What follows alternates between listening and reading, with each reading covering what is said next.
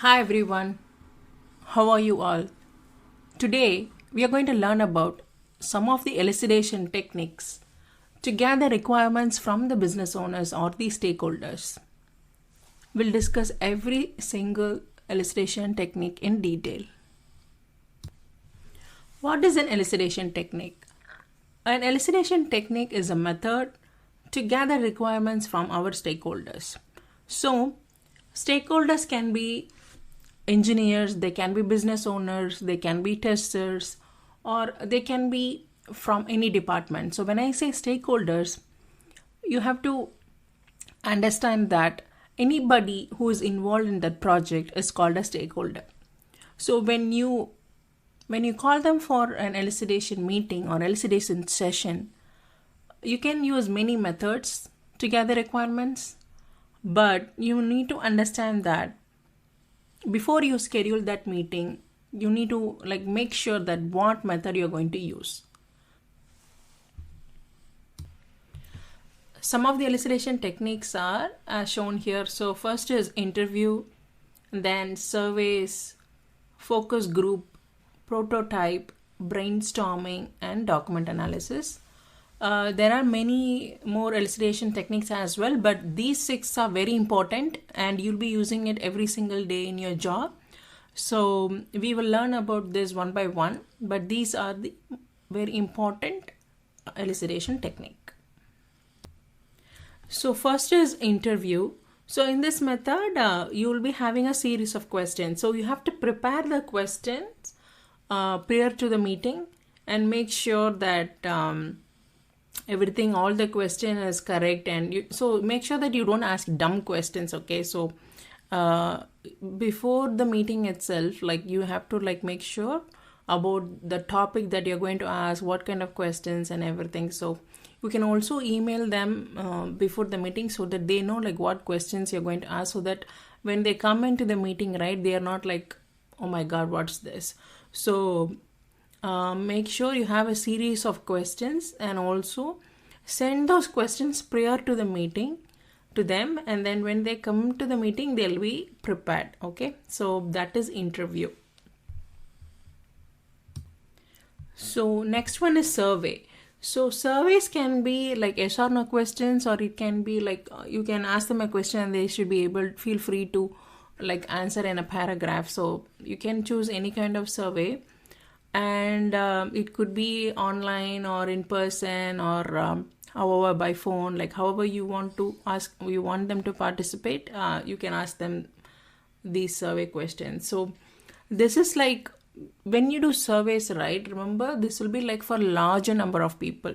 So surveys is not for small group. Surveys is always for a big group. Brainstorming is a technique where you will be calling a large number of people, and in a very short amount of time you will be asking for their ideas and solutions. So this is a very very basic technique, and so you may be, so when you join as a BA, right, this is what you will do. So you will be they will give you a project and then they may ask you to gather requirements. What you will know is you will not know anybody.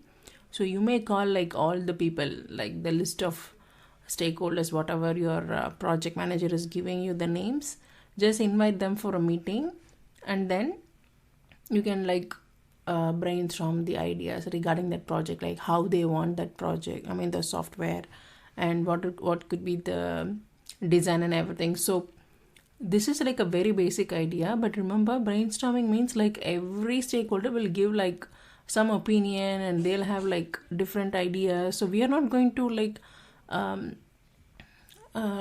take all the ideas. We will once the brainstorming session is over, you will take notes and you will come back to your team, and then only you will prioritize, okay, what are the good ideas, and then according to your budget and everything we can finalize. So brainstorming means you will call large number of people and you will ask ideas and solutions in a very short amount of time.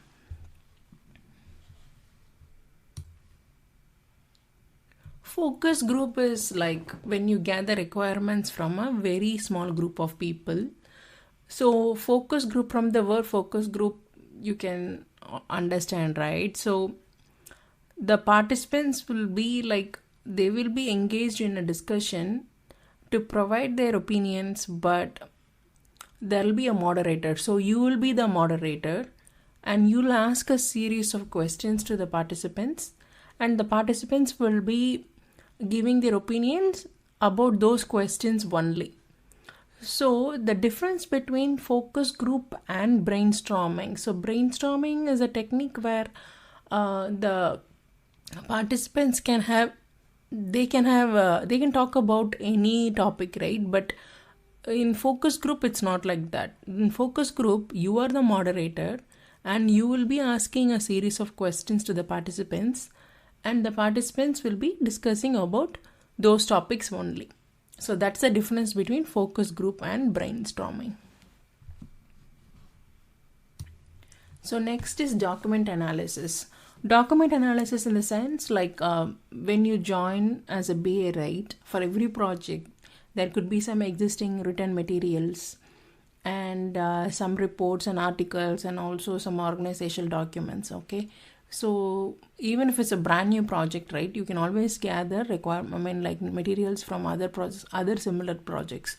So what you have to do is like you get the documents and you do a research in the sense like, for example, if this particular project is about billing software, then you have to research about what is the basic for a billing software, and then what are the basic components, how billing software should actually work, what will be the expectations for a billing software, what will be like, how it will look, and what should be the how it needs, like how one should log into that software and how one should be able to add reports. So these are the basic research you will be doing, seeing the documents, and you can do some analysis, and based upon the materials you also will get a fair or a good idea how that project is going to be, or the requirements for the particular project. Prototype is a technique where you will create a model and you will be showing it to the stakeholders and you will gather their feedback from them. So prototyping means like whatever is a business requirement, right? For example, business is asking for a billing software, okay? You will create a model, okay, and you will show it to them, and then they will give you feedback. Based upon the feedback, you will create more ideas and you may change the design accordingly. So prototype in the sense, you're creating a small model and you're going to give it to them for testing. So once we gather requirements using these elucidation techniques, now we need to document those requirements. So in our next video, I will be teaching about how to document these requirements. We have several templates and we can use any of these templates to document the requirements, and we can use Microsoft Word, Excel, or PowerPoint. You can use any of those tools. So we will also discuss about those tools in detail as well.